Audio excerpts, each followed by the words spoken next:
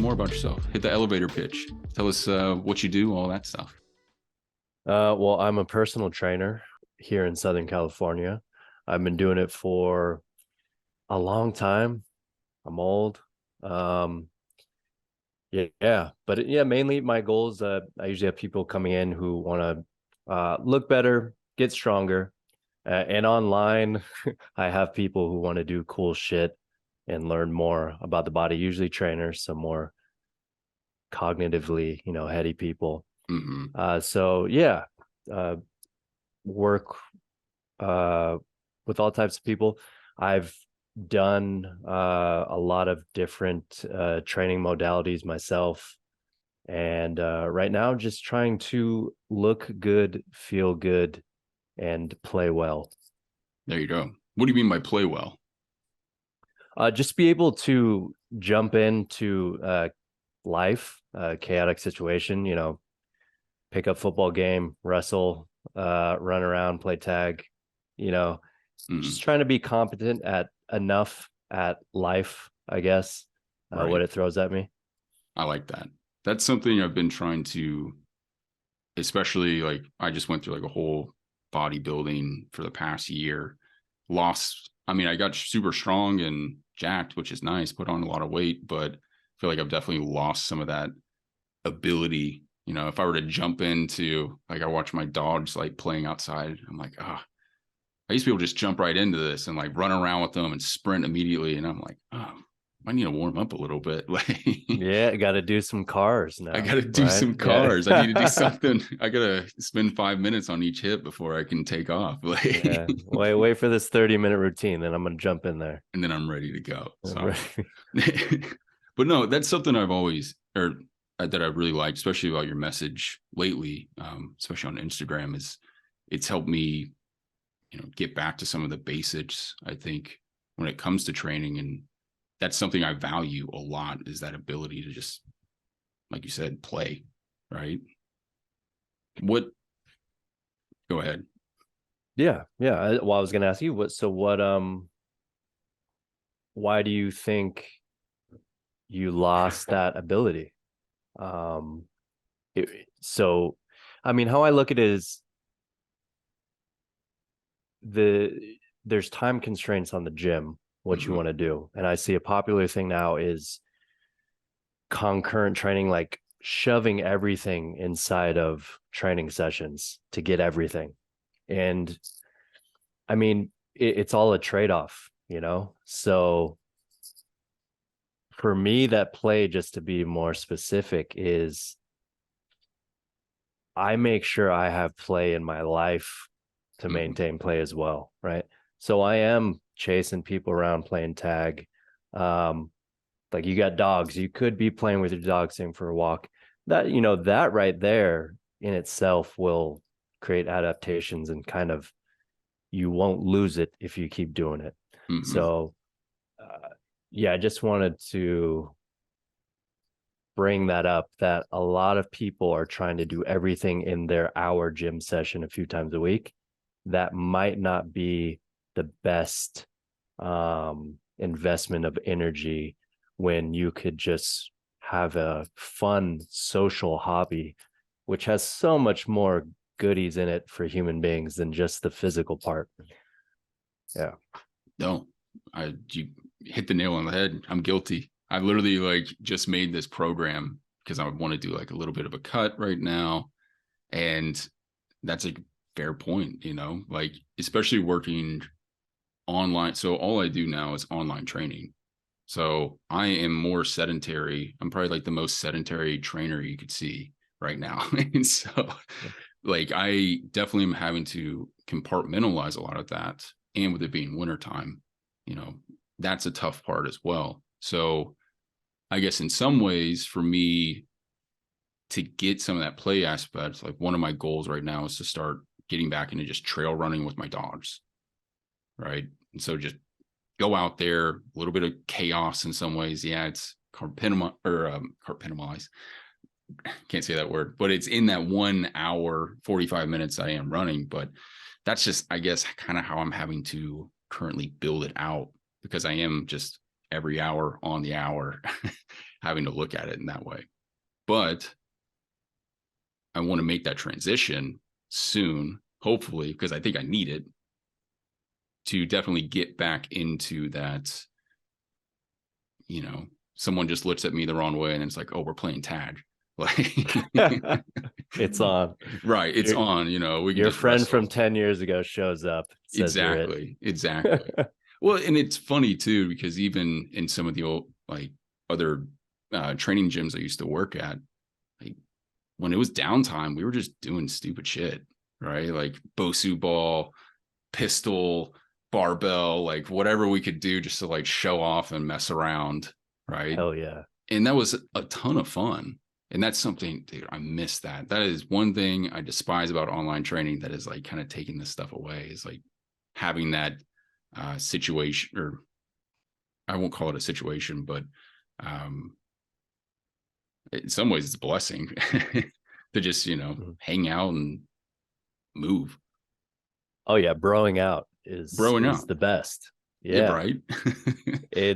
That's a lot of what I enjoy doing, is like a lot of what I post on Instagram is like things I tried once and will never do again, but it's just cool stuff I want to see if I can do. And once again, that's like I want to make sure my training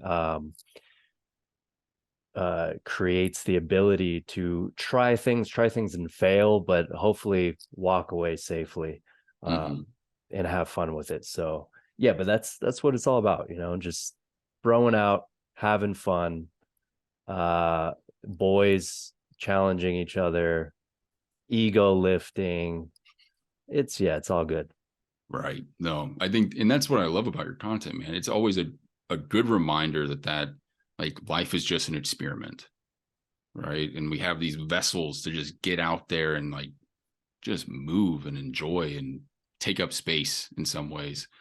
And it's like I can sit over here and, I do a lot of like PRI, expansion compression, all these other things, which is like, oh, we're looking at these fine little details. But I'm always thinking like way out here, 30 miles up view, like you just got to move. Like, that's the end goal, is like just to restore some confidence and be in the moment in some ways.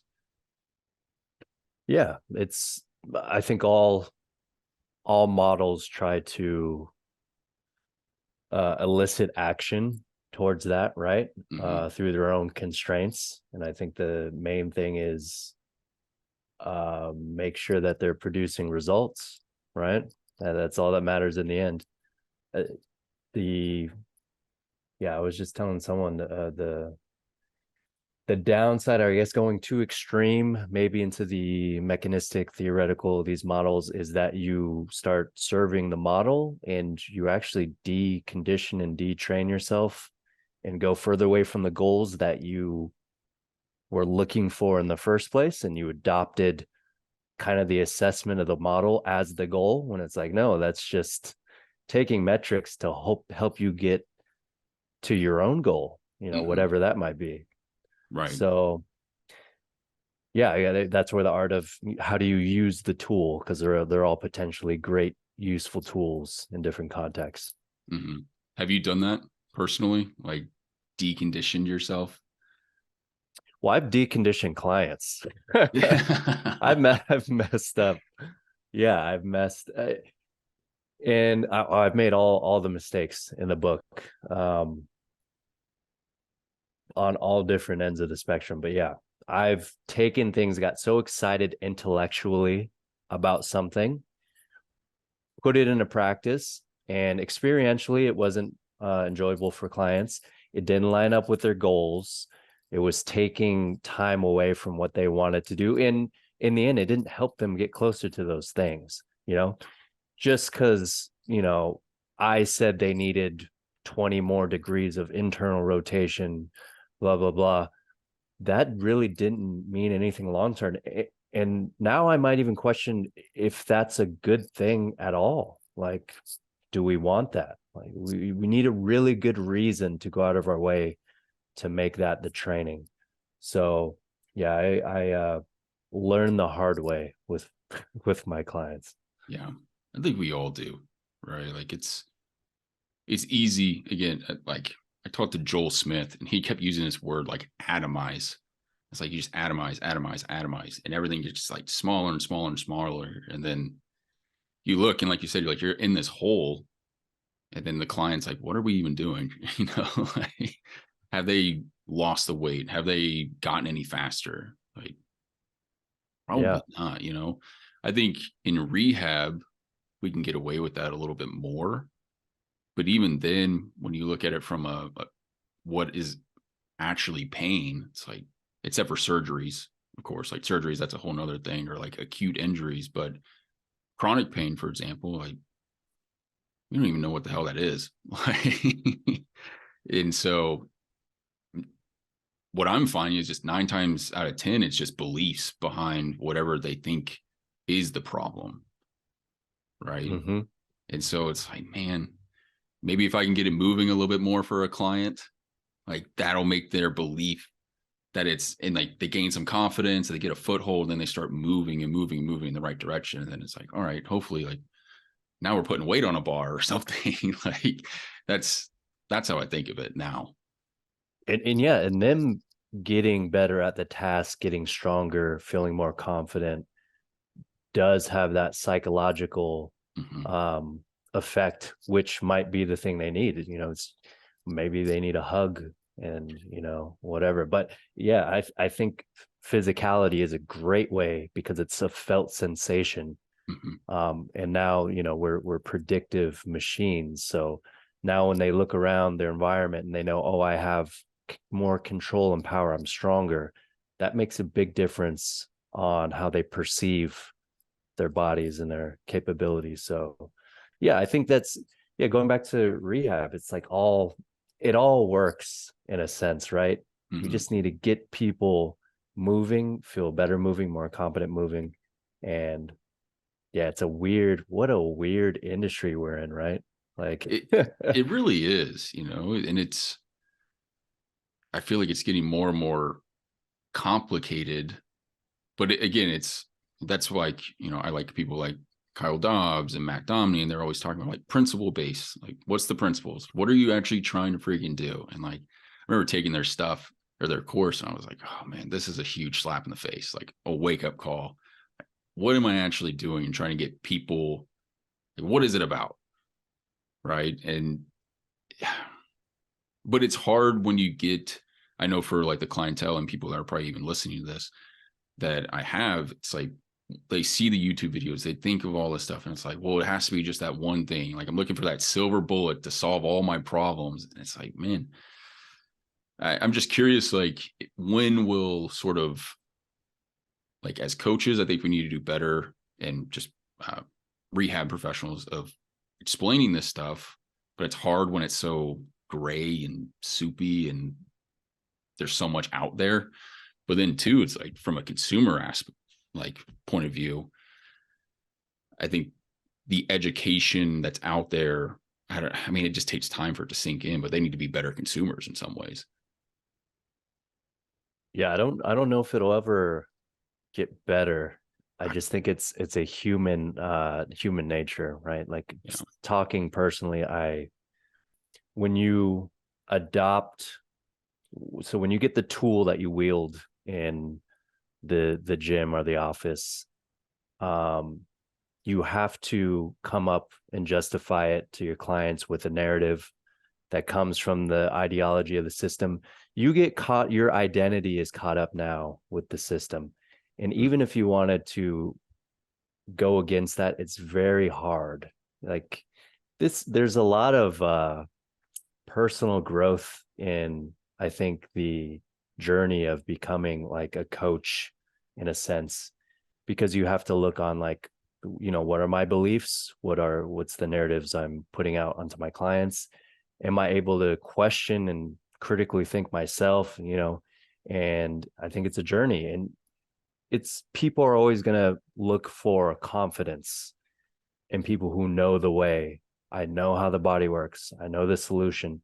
You see this in nutrition, like the X whatever diet that will solve your problems is promoted very confidently, it attracts people because Hmm. we don't like uncertainty. So I think it's going to be the same thing cycling around, Yeah. there's fads every decade. Yeah. True. Well, like I've got a leak in my roof right now, and I was thinking about it because I like Googled and I was like, I need to find a roofer, like someone to fix this. And I just looked at like the 5-star reviews. Like, I don't know a goddamn thing about roofing. Like, you ask me to get up there, I'll fall off probably within like 10 seconds or something. But I started looking at these reviews and I was like trying to figure it out. And I was like, I don't even care at this point. Let me just pitch someone and see what happens. And so I was thinking from like the perspective of, a consumer or a client, like especially just starting out, there's like, who is in my area, who's the closest. All right, they have enough reviews, I'm just going to pick that one. Right, like they're just hoping that someone will have a good product in some ways, especially someone who maybe has never exercised or never been through physical therapy and has never like had pain. Like they're just starting from square one. So it's, I don't know, what the answer is. I have no idea. I think, yeah, maybe I would like to think, going back to principles, as long as people are getting out there, moving more, Mm-hmm. getting stronger, basic adaptation, it's a good thing. It's like food. Pick your cuisine, pick your style.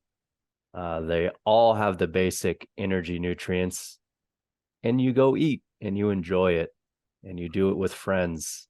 You know, but um, but DJ, I need certainty. I need you to tell me exactly what's the best thing. yeah, and you don't want the chef coming out being like, hey, these other restaurants are bad. You have to eat this food because it's like the right what nature designed us to eat this way.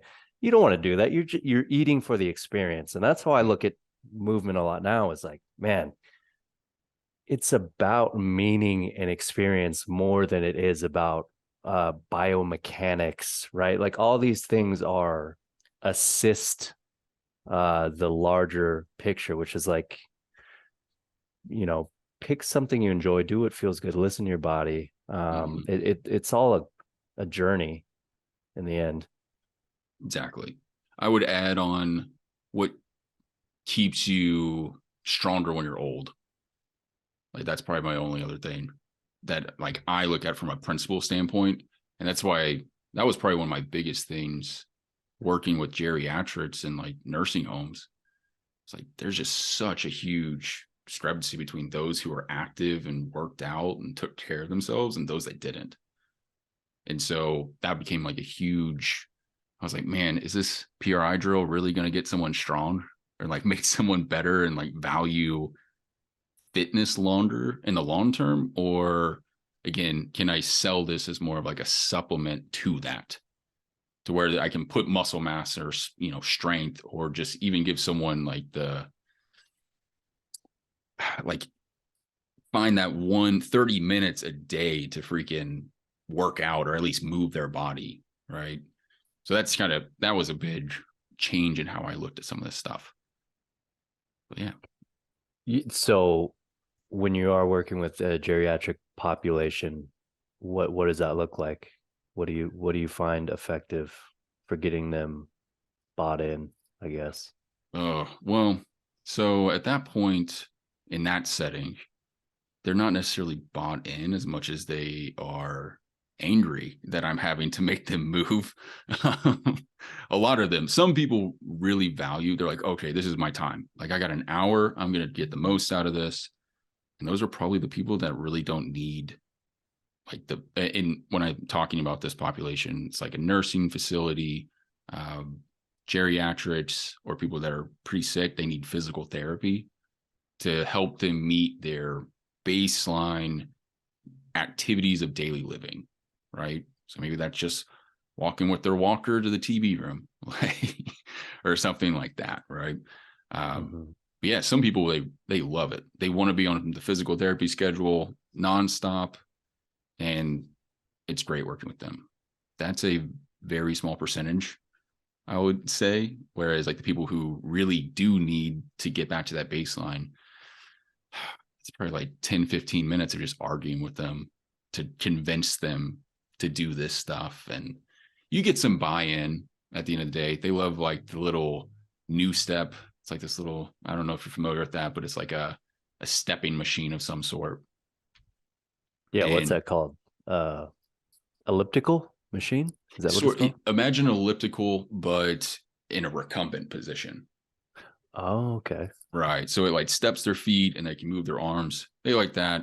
I'm always like sneaking up the resistance on it to like make them work a little harder, that type of stuff. And that usually gets some buy-in. And I find that actually has probably the best outcomes for people in terms of like, wow, they can walk further now. Their endurance is up. Like they get some aerobic capacity to them.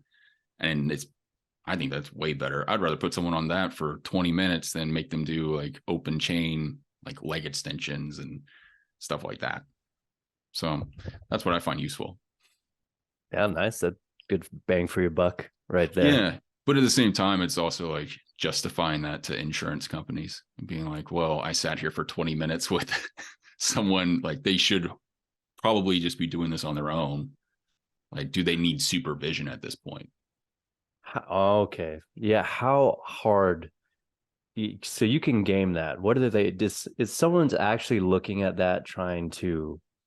What qualifies insurance coverage? So, like, they'll do audits here and there, and like we'll do like an internal audit a lot of the times. So the company will go through and they'll just pick like random notes that you like documented. Mm-hmm. And right. so it's fluff, man. Like you're in there and it's like reciprocal motion to help with neurological tone and blah blah blah blah blah, like Yeah. all this type of stuff. And it's like if you show some progression, that's always good. But Let me it's write that down. That's awesome. yeah, man. It's pretty. I mean, you know it's happening to some degree, but like the fact that you're trying to sit there and like game it to fluff it up a little bit so that way insurance companies feel like it's justified. But at the end of the day, it's like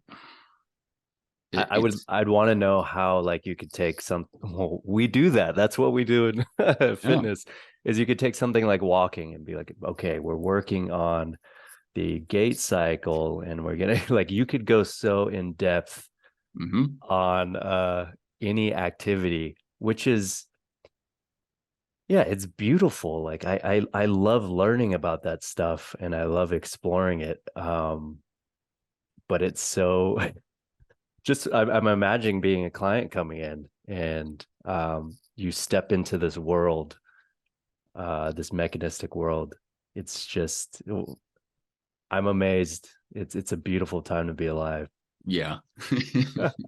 it again, man, like it's whatever I find that people just like that is one thing I've really enjoyed with the online space is that I get anyone and everybody, right? So like I'll work with an ultra marathoner, I'll work with just a rehab person who just wants to squat and not have knee pain or something. Like it's just I get all these people, and that having the ability to be not biased is great. Like that took a lot of time for me to learn, but it's like you can go from macro to micro if you need to, based on whatever the client's symptoms are or what their beliefs are in some ways. So it's like I've even done some like little mentor sessions with other coaches, and they're like, "Why'd you pick this?" I'm like, "Well, because they like that kind of stuff." Like that's why I did Heresy. it. Yeah. Like, Yeah, I see that. Like, I see people coming in 5-10 minutes early and they jump on the foam roller, and I'm like, great, you enjoy that move. Getting down on the ground, balancing yourself on a foam roller is a great strength control exercise, how I see it. But go. people will rip them apart and like, this isn't effective. Like, they get so triggered when it's like, hey, they just like to hop on the foam roller. If that's part of their ritual to come in and train and it's positive and beneficial, why would we want to dismiss? I wouldn't even call it a placebo? Why would we want to dismiss their routine and ritual before a gym? Because it's not about the end product in a measurable physical world. It's about how it changes your internal world and sets you up for the action you're about to do. So, yeah, once again, it's like, even though it's true, what's important, what is practical, like zooming out in the big picture, we have to be careful that we're not over emphasizing accuracy over precision. I think that's a very key point for sure. Accuracy over precision. I like that. So when it comes to, like, obviously you have this outlook, and say you have a client, and like, how do you use metrics, I guess, for what you do with your clients? Like, is that still something you're utilizing? Are you still measuring over time, like weights and things like that? And then also just throwing in like bouts of play, or like, what does that look like? Yeah, so for a typical client, the goal is to progress in weight. So, I mean, easy progressions, manipulating load or reps or volume. Yeah, so that's in there, and that's kind of the only. I'll progress exercises as far as like setting up the range of motion to be as that opens up over time, setting up less constraints as far as like reference stability over time. But it's pretty much the basics done, and I'm assessing as we're training, working out. I'm watching them move, and I'm making real-time adjustments. This is like in person, of course. But yes, simply is just set them up with the movement pattern, start to customize and create the movement pattern based on their feedback. Just listen, like, is the experience good? How are you performing it? How are you executing it? And then you just kind of keep entering in things or taking things away to get them having a good experience and the stimulus that we're looking for. And then, yeah, we progress over time. So stuff, you probably do pretty simple. Right. The way you talk about it, you make training seem more like an art than a science in some ways. What do you feel that training is like that? Yeah, I think so. Bringing it back to the food culinary metaphor. Right. I mean, there's culinary science, but in the end, it's about the experience of the person eating the food, right? It's all subjective in the end, or all an interpretation of the end user. So, I think that's what we're doing, is we use science to inform us, but the art is in, creating the workout, delivering the workout, and hopefully creating a positive experience where someone will want to come back and, eat your food again. And yeah, we want to make it as nutritious as possible, balanced as possible. We want to cater it to the person, but it's easy because this is another mistake, of course, I made early on. I didn't listen.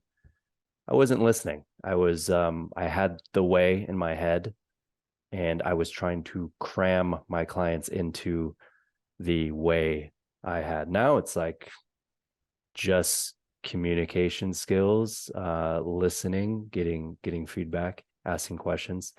And yeah, I think I'm being more simple, approaching it more simply now. So I guess artistic is a way to think about it, but I guess just I've made it a lot less complicated for myself. That's for sure. Definitely. I like that. And the culinary analogy, that makes more sense than ever, because I'm thinking of my wife. Like, I can make the most perfect ribeye, medium rare, juicy, salt, all the things that it needs to be, grill it perfect. But at the end of the day, she likes her steak medium well. Like, so if I like put that on the table medium rare, she's like, I don't want this. So again, it's just being able to, it's like, oh crap, I got to leave this on for an extra 5 minutes. I have to do this for this person. And again, it's that communication. It's like, I can't just put this medium rare steak on in front of her and be like, eat it. Like, Yeah. I made Appreciate a this. well-cooked steak. Yeah, Don't you waste should, the meat. don't waste this. And she's gonna be like, no, like fuck you, and walk out. Like, I'm gonna go to McDonald's or something, right? So it's just, DJ, you're making too much sense. Well, I And think you nailed it. I like that analogy because we can't escape that. Like what you enjoy doing, your history and experience of moving, the method you learned of movement, like you have no choice but to project that onto a client. mm, When I was doing a certain style of exercise, guess what? That's what my clients did. When I moved to a different one, guess what? My clients' workouts look different. mhm, When I got into a new system, guess who was going to get a taste of that? Like we are giving, I think if we distill it down, we are attempting to give someone an experience in which we had. right. And I think that's even what form is. You're adjusting form because you're like, make it look like I looked when I was doing that. That's what professional athletes do. Professional athletes do something because it was a feeling they felt this is the way to do it. Someone looked at them and reverse engineered how they did it and looked at patterns, created a model, and said, okay, let's try to build someone else like that. But the people doing it at the top never cognitively had to think about this is why I'm moving, or let me move from step 1 to 2. That was a felt sensation that drove them because Mhm. they're very connected to their bodies and they move well in the world. So it's not bad. That's like the best we can do at this time, I think. And we're kind of restricted to that. Yeah. I I listen to a lot of like Pac Davison, and he always says that training and rehab's like in the Gilded Age, where it's all based on like apprenticeship still. So, I learned my skills from mentors. Like, I have my base sciences and all of that, but to truly understand the skill and be proficient, like I have to learn from someone who's really good at what I want to do still. It's not like as advanced as we would like it to be at this point, right? Like it's still, I mean, he was even saying on a recent podcast, like it was 30, 40 years ago, we thought that exercise was bad for your heart because it made it like increase in size and hypertrophy. Mm-hmm. And so we were like, oh, it's bad. Like you shouldn't do it. And we were like, oh crap, that was dumb. Like, so it does go to show like how new this still is. It just so happens, I think, I don't know, maybe social media is bastardizing it in some ways or potentially growing. I don't know. Well, exercise science is new. Movement is very old. Like martial arts, that is like learning from the master. And Right. you go through and they found out cues and techniques and methods of training. But now we have this Western, once again, this mechanistic model of zooming in, finding something and then extrapolating out, or zooming and saying, no, what you said doesn't work that way. So we're not going to do it. Like foam rolling, once again, like are all these things that we dismiss as bro science. And then we find the mechanism decades later and we're like, oh, wait. No, they are doing something when they were doing that. They just were explaining it wrong. So once again, to uncomplicate it, people kind of figured out things, I think, a long time ago. But our explanation of why it's working, how it's working, the models are always changing. And guess what? In 10, 20 years, they're going to be different than what we're saying now. Yeah. But I think we could say that effort, intensity, load, these things are always going to be there. Having fun. Having, that's the future, right? Like having, This was a sober fact that I have kind of learned over the past year was you could, if you had to pick like diet, exercise, or someone's social health to focus on, you know, if someone's lonely, if someone's alone in their life, and you're just focusing on the perfect diet, perfect exercise routine, they are not going to be a healthy person at all. Like that's the biggest change you can make is increase in their social network, their social health. And especially nowadays, that's a huge issue with men, especially. Mm-hmm. And now when I'm thinking of like CrossFit, God, they're doing a lot of good work out there. They're Yeah. bringing together community.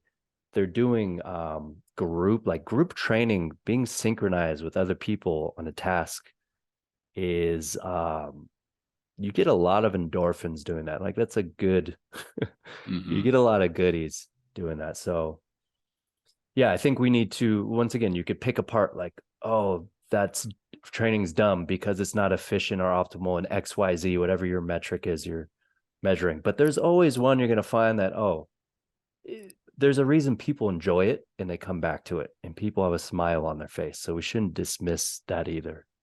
Right. Oh, I mean, that's a good point, man. Like that's the guy who made CrossFit. Like he had some good ideas. Like and too, like people just feeling effort. I feel like that's a huge aspect of that. Like we don't you work at a desk job and it's mentally demanding, but to truly like match that up with like physicality and just blood pressure and sweat, like that's there's something about in the endorphins aspect. Like there's just I mean, anymore, that's a luxury in a lot of ways. Like think training has become a luxury. Now that I'm kind of saying out loud, like people pay a lot of money for trainers and to have these specialties and to have all this. And it's just like to really think of it that way, it's like, holy crap, like it's free, but we've made it into this luxury.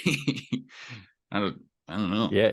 Kyle, I mean, you know what a luxury might be nowadays is the effort itself, is a physical task that requires effort. We have a lot of mental, emotional tasks that require effort, but a physical challenge, um, that's yeah, that's something I think as well, going back to CrossFit and other things, that is a special experience for people is getting in this fight with the workout. And also, you know, you're doing it with other people along with you, but it's a competitive like challenge. And what I see is a lot of people pushing parasympathetic activity as the like default baseline. But I might say that a lot of people getting back into the fight might be what they need. Mm-hmm. And it's all a balance, you know, depending on who's coming in. The A-type personality who's in a fight all day needs to downregulate, but there's a lot of people who need to upregulate. Yeah. And that's a special, that, you know, sympathetic pushing yourself, winning the workout is a special feeling, is memorable, and it's one of those perspective shifting things in your day. If you did that in your day, it's harder to let smaller things get you down. Mm-hmm. I I took Joel Smith's like I forgot what it was called, agility and speed, like applied type course. It was here in Cincinnati. I think you just did a podcast with Joel. Yeah. Yeah. He lives like Just fly. Just Fly. Exactly. Just Fly Hell yeah. Performance. He's just north of me. But one of the things he was talking about is, sprints, like that being just kind of like in the moment, that physical effort, and then different types of like med ball slams and plyometrics. He's like, even those have like turned into kind of like, he's like, I don't want people playing patty cake. He's like, I want all out, like go as hard as you freaking can. Like you're trying to, bust through walls, jump to the moon sort of situations. And that's something I've definitely adopted. But I don't know where I was going with this at this point, but Aggression, right? aggression, right? Competitive. Like when taking his course, I was like jotting notes, and I found myself just like kind of making this like weird little like bell curve of sorts. And it was because again, I deal with a lot of people in pain. It's like, yeah, they might need some parasympathetic. And I was thinking like their system is looking at the world and their environment as like chaotic, but they don't have the tools or defense strategies or whatever it is to like handle the chaos. So that parasympathetic gives them control and like a foothold, right? Like you kind of calm their system down, but it's still sympathetic, right? You bring them back a little bit and then you start to load them. And then, you're going along this bell curve of like, you're trying to like find more control over the chaos. And then it's like, okay, once they have control, then we're trying to reintroduce more chaos into the system. And that's where like performance comes in play. And it's like all this stuff is happening. And hopefully they have this like armor, this tool set to handle the chaos of the world. And that's where you're introducing that aggression and the play. And they have this whole different mindset. And I don't know, there's just you talking about that makes me think of like how that bell curve would kind of play out in relation to like environment and chaos. It's just Yeah. It depends on their perception of the environment, right? Like maybe, just, I don't want to play armchair like psychologist or whatever, but I've seen people who, and it's obvious they have anxiety maybe, and it's better to down regulate before the session. But there's people who are in like, a lot of people I've seen are in a deep freeze state, which is like as parasympathetic as you can get.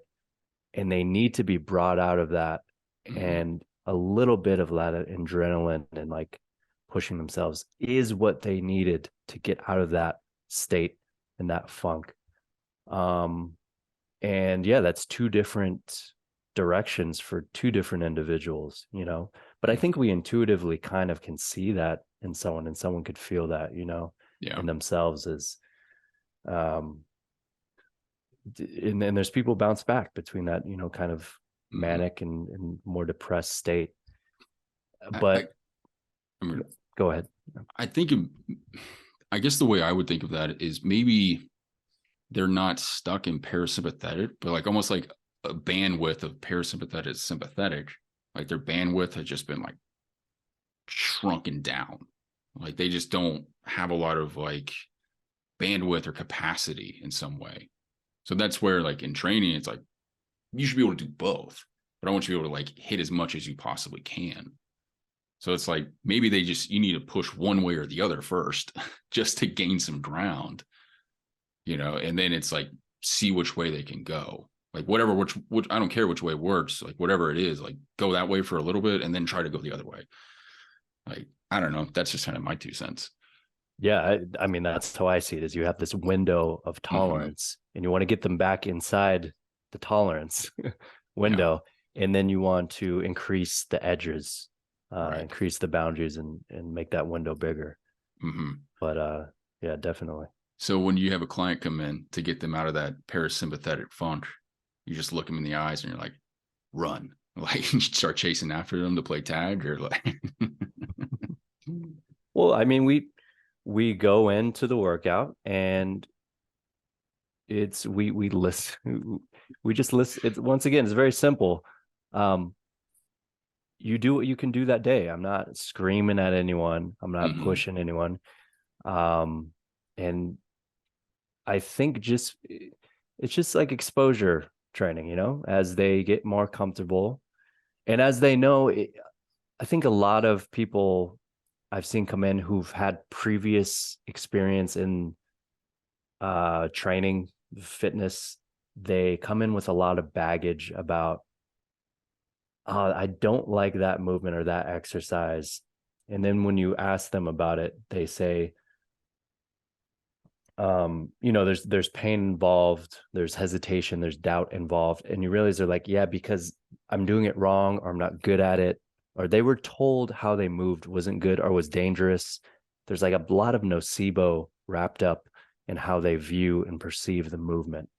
So a lot of that is just trying to remove that, trying to let them know that, you know, whatever solution their body can do to perform it is okay. And then we could set up and modify the movement so they feel safer. They have more feedback, more reference, and eventually it gets better. So I think it goes back to safety, you know, creating a workout where they feel safe and they can push the intensity so that they win the workout. That's kind of like all the goals of a session for everyone. Yeah. That's a good way to, I mean, that's as simplified as it gets.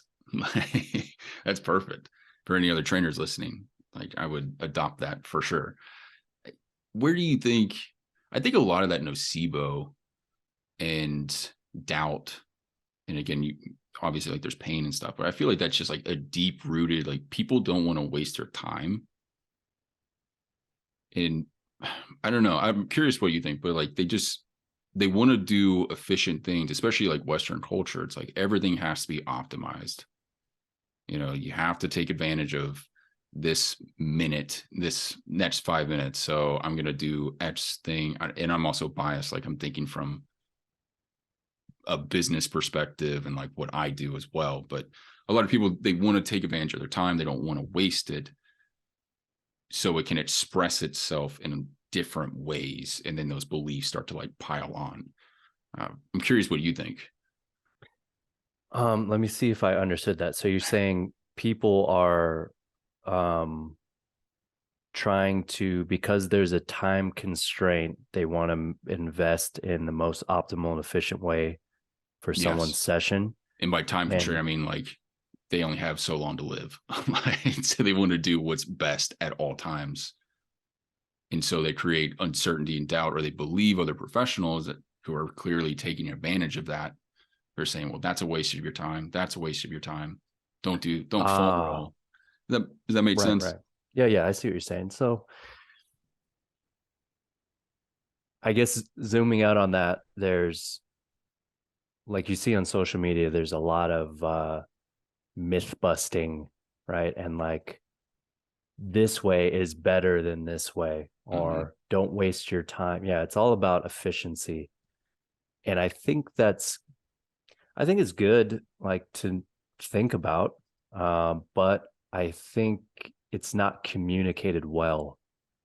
Like people are, that's what creates a nocebo, is you're like, this is bad, this is good. Or you could offer it in a more helpful way by saying, this is what I do when I'm short on time, or but then again, the system of the algorithm isn't going, that's not good marketing in a sense. So I also understand why that rises to the top, and we're kind of drawn to those hard lines. But I think I heard a coach say once that, you should be the lighthouse, not the tugboat. Show people what you believe in, show people what you found is useful, instead of trying to go out of your way to other people and change their direction and tug them to where you think they should be. So even if you agree about something's usefulness, just kind of be the light. Yeah. Sounds very hippie, but I mean, be the light. Sorry, but I just want to say, especially nowadays, you're not going to change anyone's mind who doesn't want to change their mind.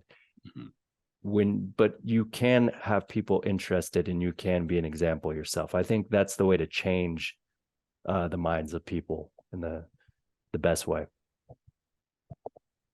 How did you come to these conclusions? Like, say there's a trainer listening to this right now, and they're like maybe entrenched in a system or something. Like, does that trainer have to just go through a ton of failures in their career to get to these, points? Because like talking to, yourself and other trainers and professionals that have been in the industry for a long time, I feel like everyone's sort of, for the most part, that's reputable, has gotten to this point where in similar and talking in the same way that you are. But yeah, I'm just curious, like, how could someone maybe get there faster? Um, Or should I they don't get know. there faster? That's what I'm saying. Do you want to like? Yeah, right. Um, I'm not saying. I'm trying to look at it objectively. If you want to be a system representative and that is your business card and identity, go ahead. If you could make money that way, you can get clients that way by attaching yourself to a larger ideology. But I would just say, uh, is that sustainable? I don't know. And if you're jumping from one tribe to the next, one system to the next, is that also sustainable? Because I see what works really good in the short run doesn't necessarily work well in the long run. But that's like a value judgment. Like if you want to make a short kind of impact, or do you want to make a more long-term impact? And I'm saying just as far as like in the business side of things, that's up to you. I don't know. But as far as just being able to think outside of your box, maybe look into psychedelics. Another thing you do is talk to people who have different points of views as yourself, which is once again the system of information and education online is not set up for that. It's a lot of echo chambers. So that's something I've done is like and I'm lucky I work with people who I could like who will tell me. I have friends who will tell me if I'm full of shit or if I have holes, and who will question me, which I am very thankful for. So I would, find friends and people like that who you respect, who have different ideas, and get in close proximity to them. I think that's good advice. I like having a podcast because I've been able to like talk to people like yourself and just have these conversations with people that I view as more smarter than me, or like they're doing something cool that I'm interested in, but I don't know the full story behind it. Obviously not everyone's going to make their own podcast, but I think just talking to people too, like I talk to you on Instagram. I'm like, just have small little conversations and stuff, but just like reaching out and saying, hey, like getting on people's radars. I think that's a good way to do it. Dude, start a podcast. Start a podcast. That's because really like because I've tried to start podcasts. I'm never consistent, but yeah, my mindset was, oh, how can I talk to cool people who I want to talk to? And it's hard, I think, especially for males, for guys. Like you can't hit someone up and be like, hey, do you want to go to lunch, or can I call you and talk to you on the phone? It's easy to be like, hey, you want to hop on my podcast? Yeah. And then you get to have like a cool conversation. So I actually think that's a great idea. Start a podcast. It sounds better. Yeah, it seems professional in some ways. Right, You guys get to post it on both things. Like it's mutual. Yeah, I mean, it works out. I love having this show. Like I've talked to some awesome people. My goal for this year with it is to branch out. And like I got this one guy named Jake Steiner, and he's like all into like visual system stuff. And he's like getting people out of glasses, basically. And I'm super pumped to get him on the podcast because I like use some of his stuff and like I reduce my contacts like significantly. So I'm like, dude, is this like a VOR stuff, like Z Health? No, he's not even like a trainer. He's just a guy that hated having glasses and just started looking at like optometrist type research and was like, he basically weaned his eyes off of contacts so he would go, so like I was minus 3.25 and minus 3 diopters in my eyes. And you go a contact prescription below that. So I went minus 3 and minus 2.75 in this eye. And then your eyes start to get stronger and adjust to that like blur and like your long distance vision. And then you go, as soon as you start to see clearly that way, then you drop down again. but you have to get away from screens and things that are using your short or your close up vision more often. So like living in Seattle was great. I'd stare at mountains, I'd drive, go hiking. Like I could look at all this stuff like way out in the distance. So my vision got significantly better. And I moved here, there's less stuff to look at. And I noticed like I'm kind of creeping back up in my diopters. So but yeah, he did that. I think he had like -9 or something in each eye, super bad vision. And like he's down to nothing. And he Wow. he teaches a bunch of people like how to do this stuff. And he's just like, yeah, I don't know if it'll work for you, but it worked for me. So try it. Like, Man, that's something they tell you can't do, right. at least in optometry. So Exactly. that's awesome. And it always makes me wonder, especially coming from like a PRI background, which is in like some Z Health. I haven't taken anything officially, but I got some slides from people. You watch some YouTube videos. I watch some YouTube videos. Exactly. I'm pretty much an expert. It's always, I'm like changing my eyesight in some ways. And like, how would that relate to these other systems? Like, would they tell me not to do that?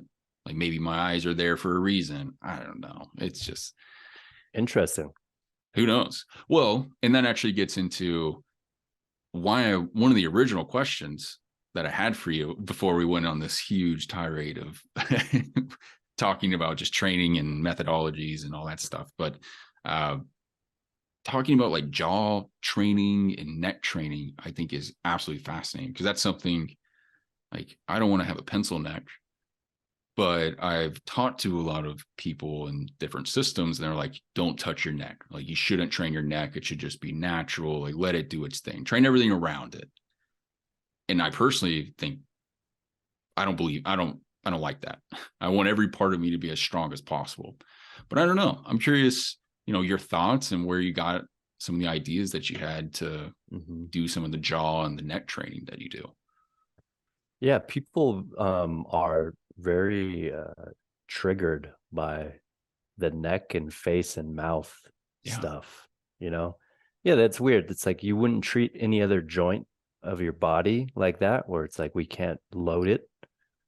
And if we think of the mouth, like when you look at animals, that's their main grip interaction with the environment, and they're loading it often. And we actually were, as far as just the jaw, the mandible, we were conditioning it and loading it a lot more. And the past few generations, the size of our face, our facial morphology has gotten smaller. And that's not like an evolutionary thing that's happening. It's literally just people stopped interacting and get those environmental pressures from chewing mainly. I'd say that's the biggest thing, is we have soft processed foods now. So how I got into it was kind of looking at old time strongmen. It was a feat like iron jaw, where they would like Cirque people would hang by their mouth. People would be lifting things with this bike grip, pulling cars. And if you look at it, people were doing this. There's Mighty Adam Jr., if you look him up, doing this, and it was like, what, 90s, 80s? Like, we're doing this sustainably for a long time. And they had like all their teeth, original teeth. There was no incidences I could find report of any damage. And then, going back to principles, turns out there's dentists saying the ligaments of your teeth can actually be trained, and they actually adapt, and you could actually get them stronger, just like everything else, So yeah, it really kind of hit me is when I was doing this jaw training and lifting just for fun, just as a feat of strength. And then I had a friend, Nathan Movement. He sent me a video of him and Chris Daly came up with this setup where they would bite this band and then put it over their feet and do a pull up. And they're like, man, this biting jaw stuff is a great way to get midline activation. That's how they put it in their language. I did it. I had this crazy experience where I flew up and I was like, what the hell? I got to find out what's happening. Started testing it on people, started seeing what other movements it would happen on. Then I just started biting stuff, clenching, seeing what would happen. I started looking into the research. I'm like, oh my God, there's 30, 40 years of research on the performance benefits of clenching, jaw activation, even jaw opening, just this part of the body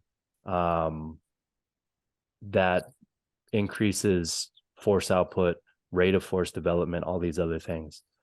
So yeah, I just started diving in, playing around, and it was always a good sensation, and it always kind of helped performance, and it was replicatable with other people. So yeah, that's how I kind of got down that rabbit hole.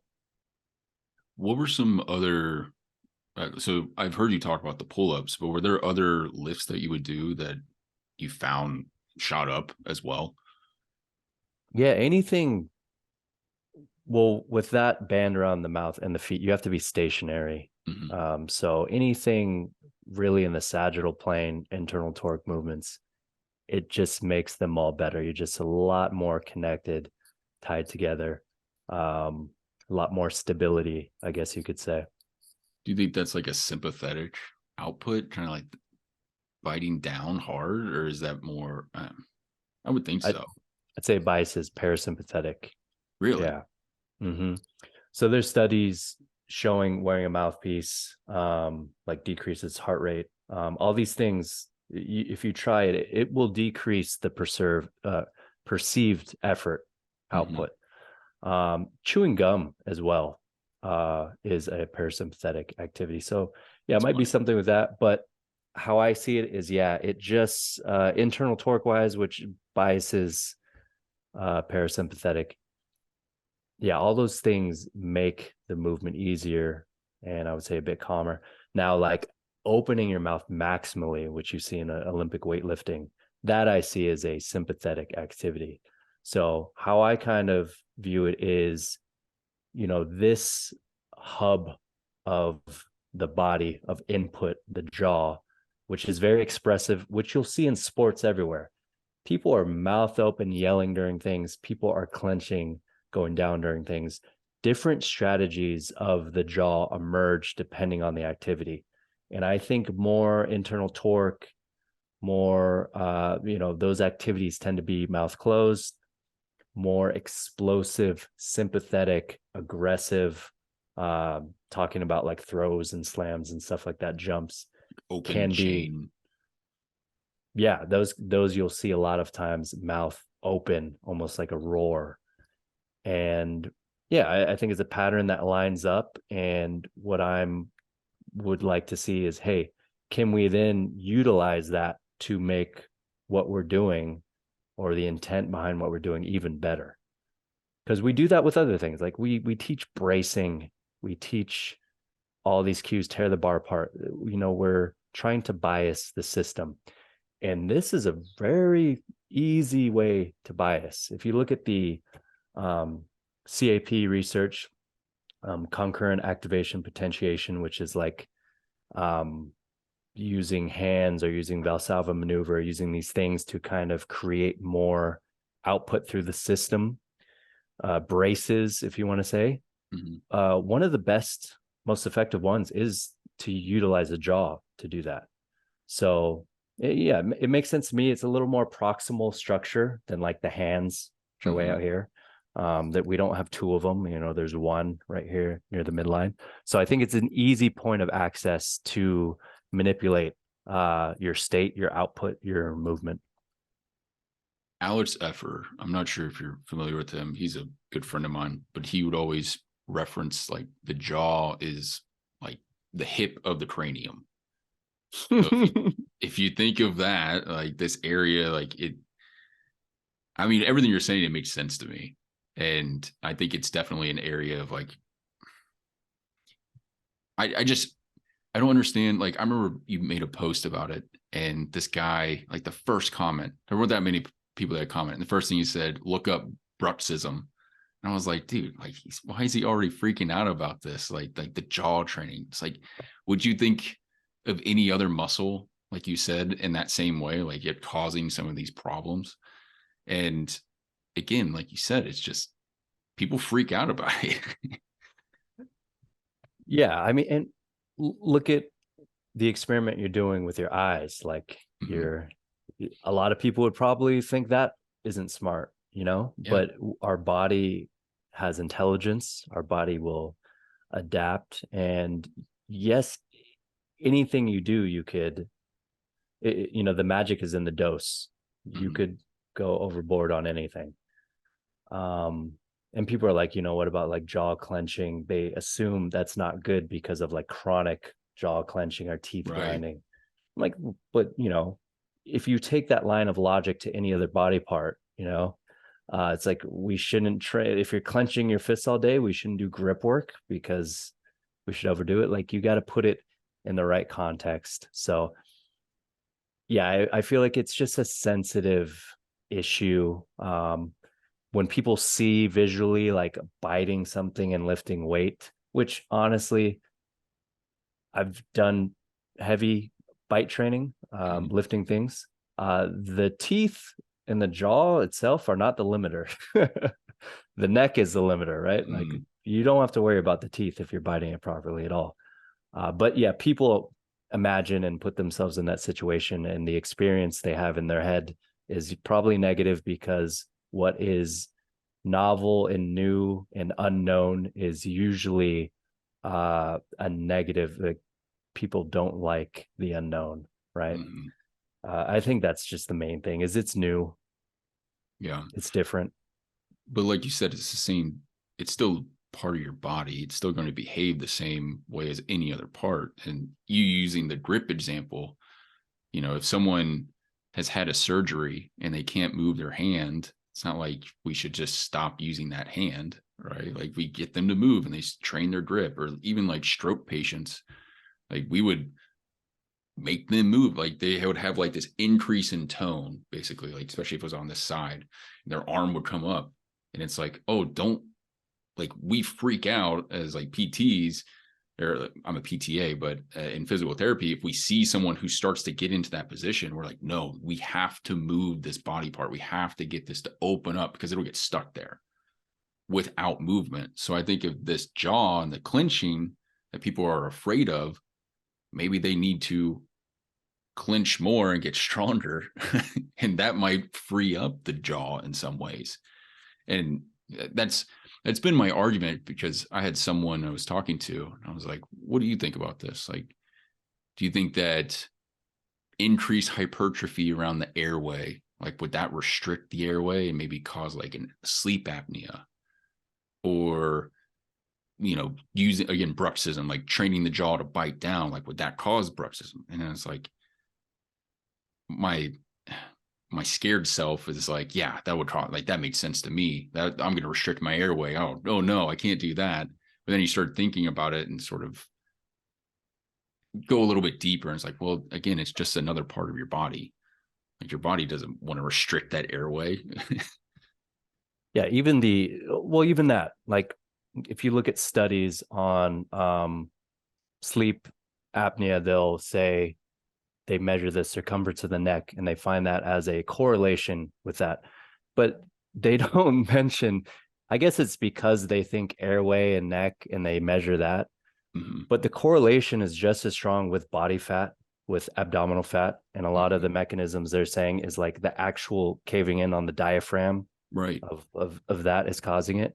Um, and I'm an N of one. You could take me as an example. Mm-hmm. I lost 20 pounds and gained inches on my neck. And I went from snoring to no longer snoring with a Mm-hmm. larger neck. So, that's just an anecdotal case, but I have a feeling people are getting caught up in that neck circumference and they're not seeing it as a correlation with a heavier body, right? Like a heavier body structure is probably the thing. When you lose weight, especially body fat, things tend to get better. So I wouldn't worry. I wouldn't use that as an excuse to not get your neck stronger or not put muscle tissue anywhere, you know? No, I completely agree. And it's nice to hear you sort of talk about that again, anecdotal, N of one, like you're saying. But that's sort of the mindset I've had when thinking about this. Is like, I feel like it's low hanging fruit. for a lot of people, like they could really benefit from this. I think it, especially in PT, because Mhm. I was in a car accident, like when I was 22, maybe. Mhm. And uh, I was thrown out of the windshield going over 100 miles an hour, Jesus. hit the ground, the pavement, bounced back in the car. We rolled 2 more times. So I was fucked up. And I landed out, like broke the windshield through my like side of my neck, my shoulder here. So I was laid up, bedridden for like 3 months, pretty much. And ever since that accident, and again, they said, if you didn't have such a big neck, you would be dead. They also said if you weren't drunk, you would be dead. So I was the passenger, by the way. But Mhm. so after that day, whenever I turned my head, I would hear this loud crunching, like almost like crinkling a cellophane sound. And I got used to it. It was just what happened when I turned my head. And I would have cervical pain when doing like classic harness exercises. Mhm. When I got into this bite, um, you said the mouth is the hip. Alex Effer said the jaw is the hip of the cranium. Mhm. I see it as the mouth is the grip of the face. It's like if you want to train your shoulder, use your hand. You don't worry about the hand and say, are we over squeezing the hand? You're just using it to access the shoulder. Mhm. The mouth, the bite grip is a great way to access the neck, the cervical structure. And I found that's an alternative that allowed a lot of people. This is one of the biggest feedback I got. A lot of people with whiplash and neck hesitancy, things like that, to start loading and training the neck structure through the bite grip without discomfort. I found that myself. I could train and load the neck again. And then that crunching I heard for 15 years went away, and I could do the harness neck work again. So I also see it as a valuable alternative for people who maybe can't do classical neck training. Mhm. And that's because, the jaw and the neck, you could think of this whole masticatory, there's a name for it in the literature, but it's one structure that works together. Mhm. The jaw and the neck coactivate. Squeezing your jaw, you're tensing the muscles of the neck. So I think they just work well together. And I think that's something hopefully that people look into in the rehab world, uh, to have a positive experience, maybe an alternative without discomfort for people with neck injuries or whiplash. I almost think of it as, so again, PRI background. I do a lot of breathing work with people and my clients. And this is awesome that we're talking about this, because I've had a huge influx of people who have neck tension, chronic type stuff through here. And one of the big things is like, I watch them breathe and they're like the whole system like comes out, like classic neck breathers. So I teach them how to breathe with their diaphragm, like get expansion through the rib cage. And a lot of it's been, how can we like get these muscles to stop with that process as often as it's happening, or at least start to differentiate. So I think of what you're talking about is like, maybe that could be a tool to, it's like the diaphragm and the core and all that, like that is supposed to really help. Like that's his primary task in some ways, like get some air in, be the primary mover, at least the diaphragm of breathing. Let that do its job. Maybe the primary focus of these neck muscles is, other than turning the head, but like grip with the mouth and like clamping down. So if you use that, you kind of like are telling the body like, hey, remember, you're supposed to do this. Stop helping with this breathing stuff because we don't need your help right now. Right. Like we're trying to get the diaphragm to do its job. That's super simplified, but that's kind of how I'm like, maybe you can inhibit that neck breathing process is what I'm getting at. I think there could be application there. If you want to go down like another level of the rabbit hole, what my friends, like what the late Chris Daly, Nathan would say, with the in the neurological space is going back to the midline. Like there's a argument to be made that it's not just the neck musculature that's the benefit here. It's the actual like that airway, that internal midline system, esophagus, that down to the cavity. Like we think a lot about the diaphragm and like the pelvic floor for, bracing and changing pressure. But this neck area is the face in the neck, as far as like creating pressure, is a great way to access that. If you could create a vacuum there, if you could brace there, like if you think about a martial art, like if someone hits your neck, you could like brace it and keep that right there, I think is a valuable contraction or a valuable flex to be able to voluntarily get comfortable with, especially with exercise and movement.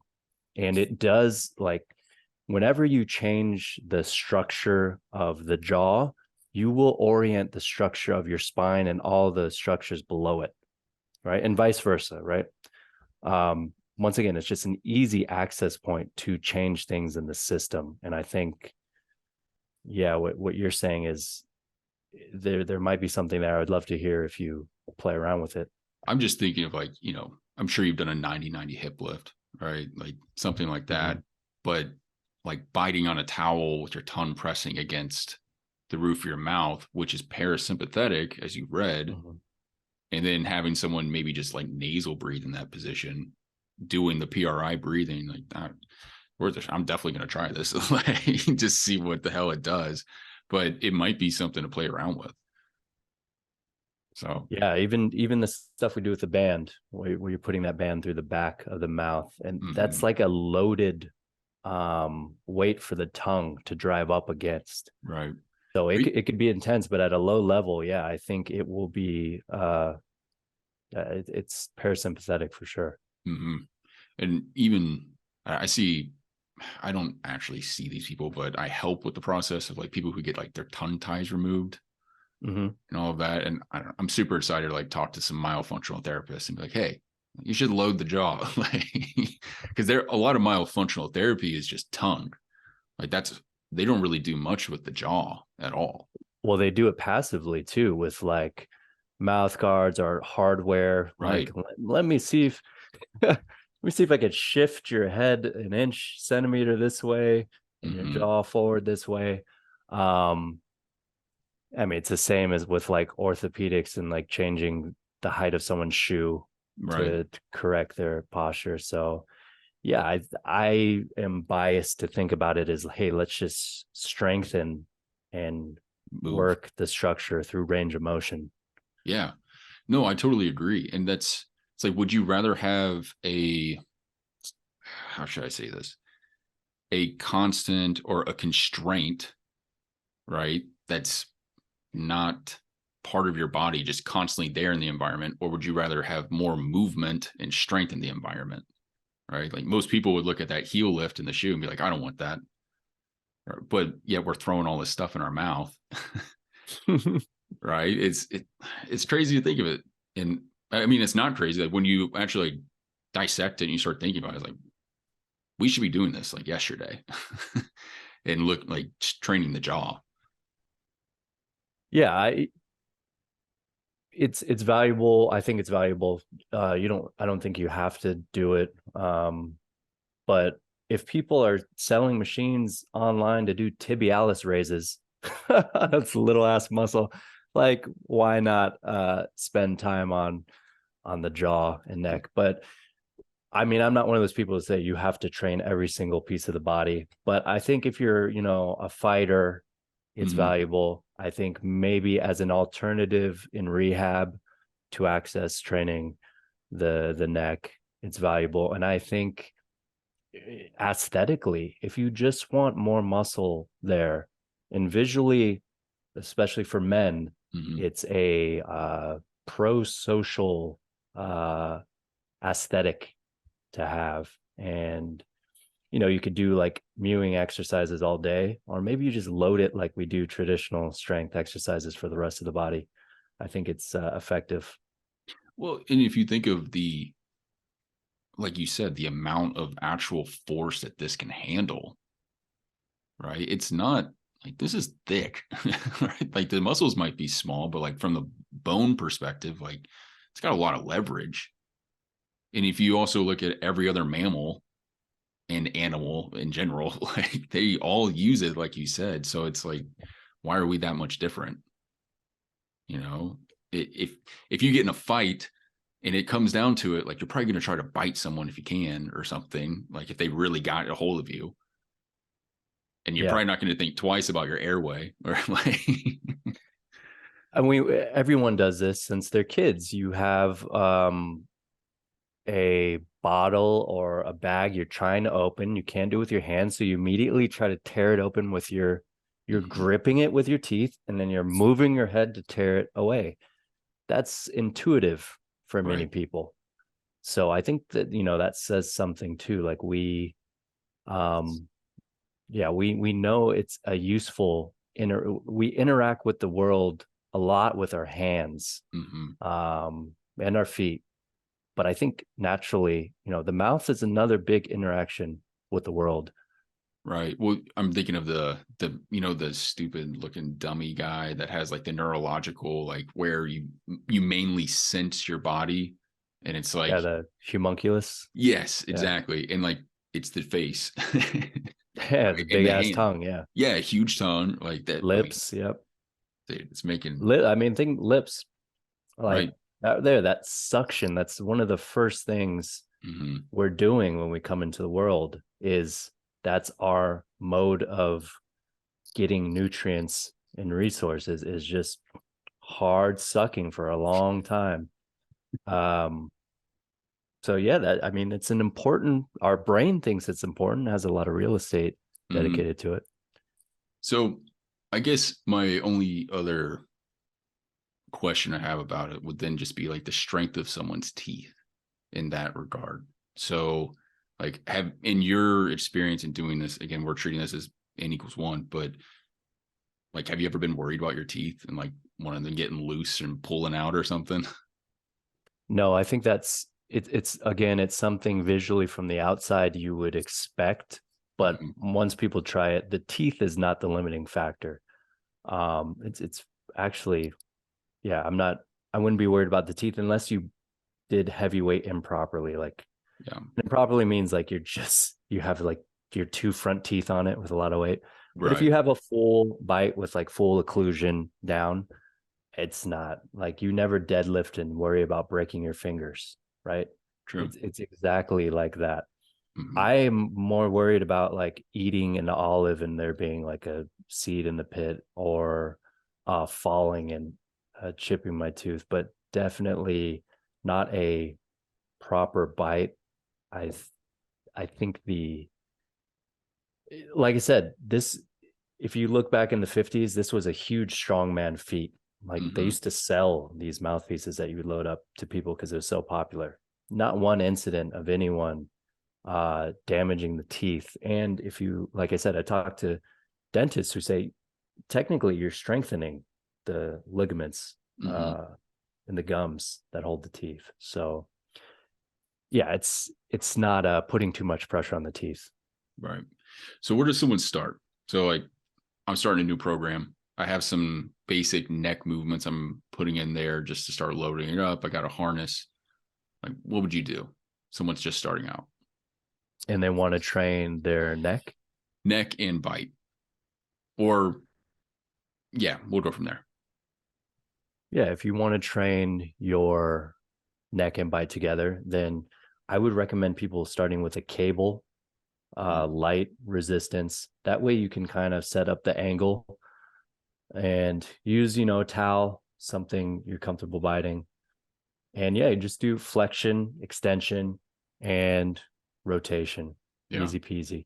If you want to use the bite grip to, you know, change how you do compound movements, I would play around with biting a band, putting that band around your feet, or if you're doing something like a deadlift squat, anchoring it in front of you with a kettlebell or a weight, and just clenching down on it.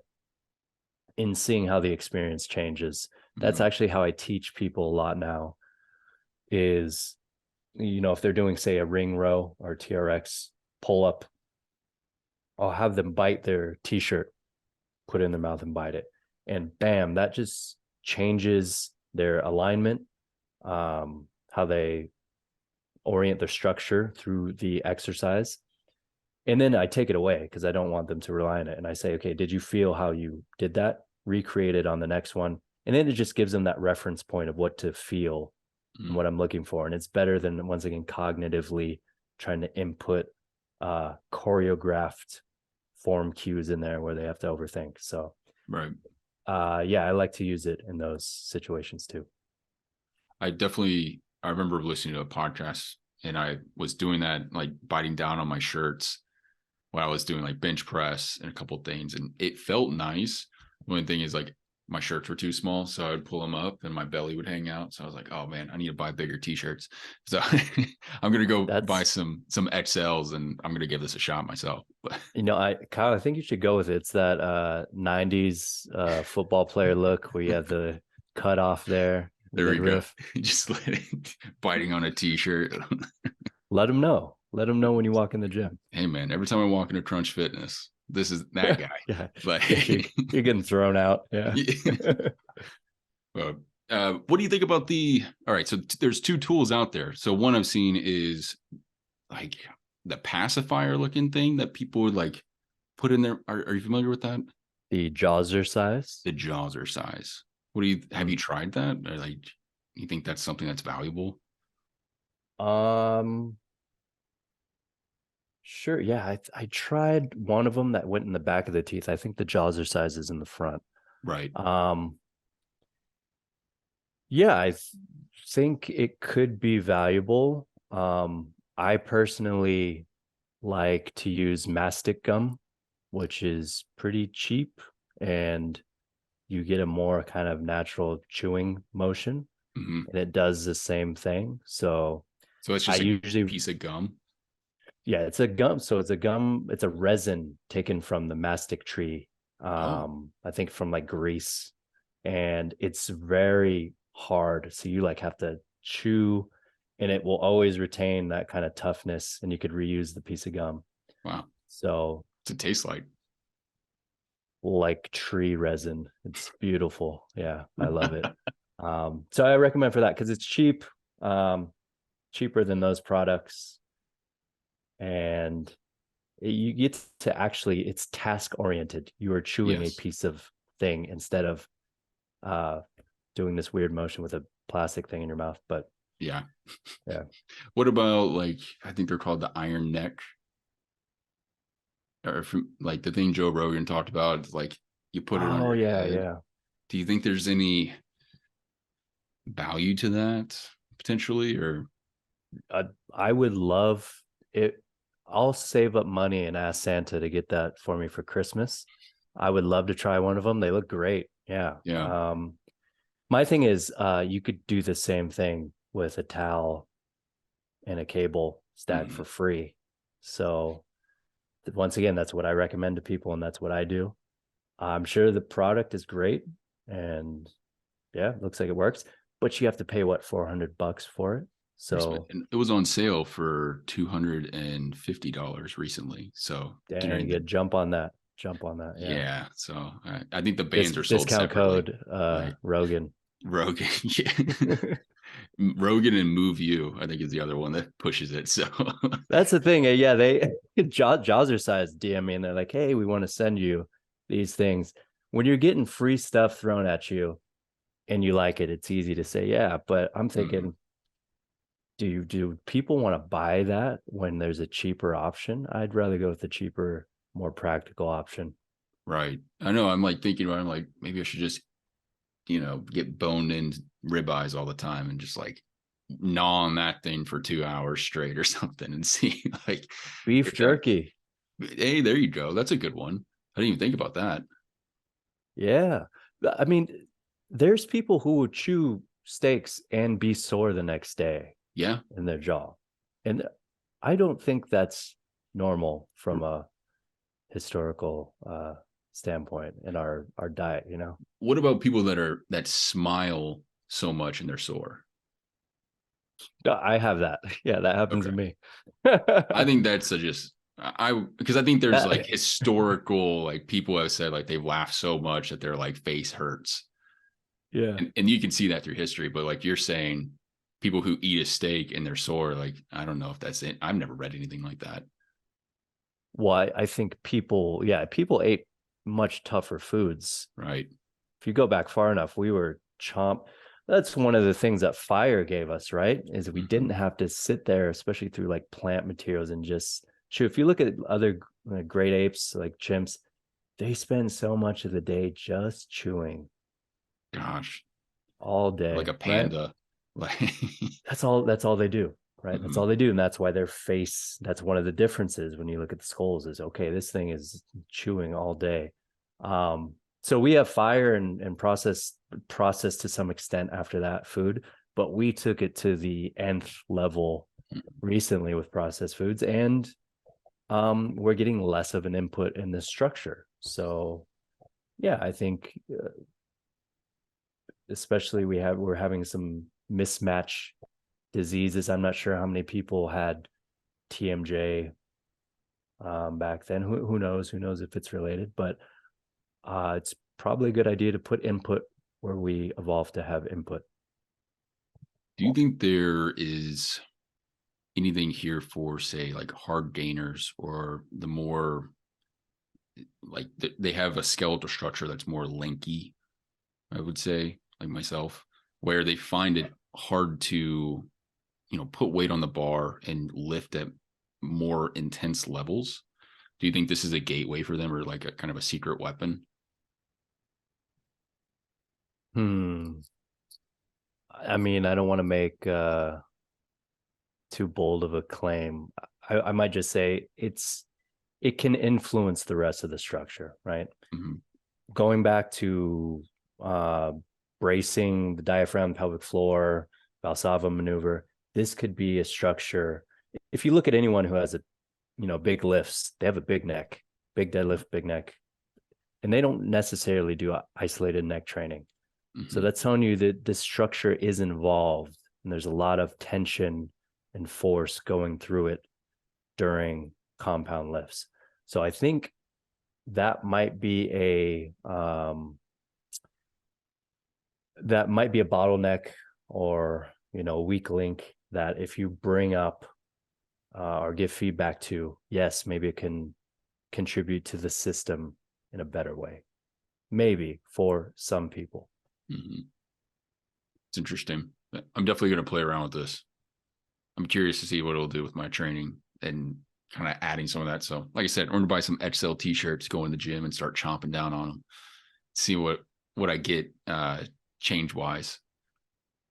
I think just being aware of it, putting loads into it, you'll just get more information. You'll have a better map of this Mm-hmm. structure in your head.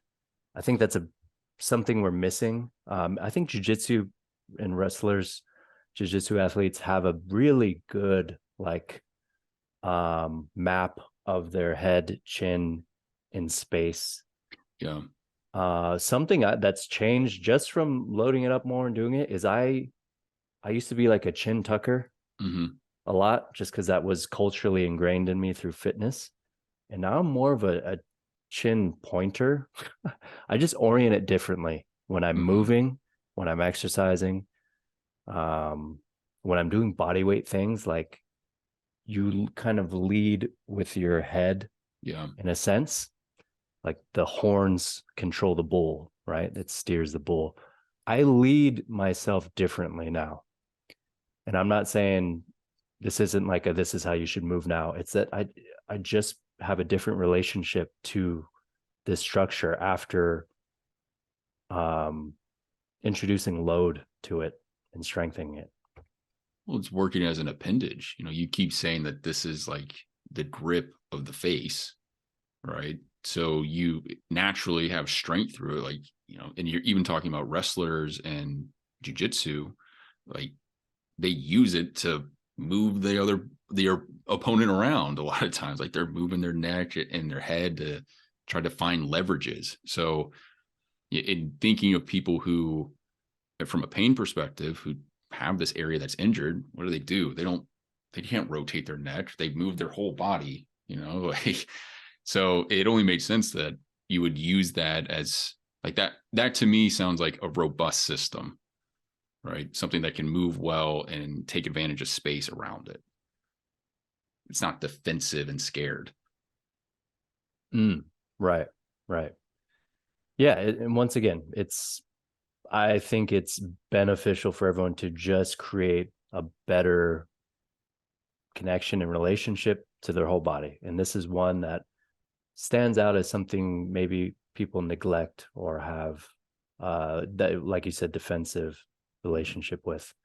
So yeah, once again, saying it, non-dogmatically, agnostically, usually the more information, more connection you get through your body, no matter what the piece, the better.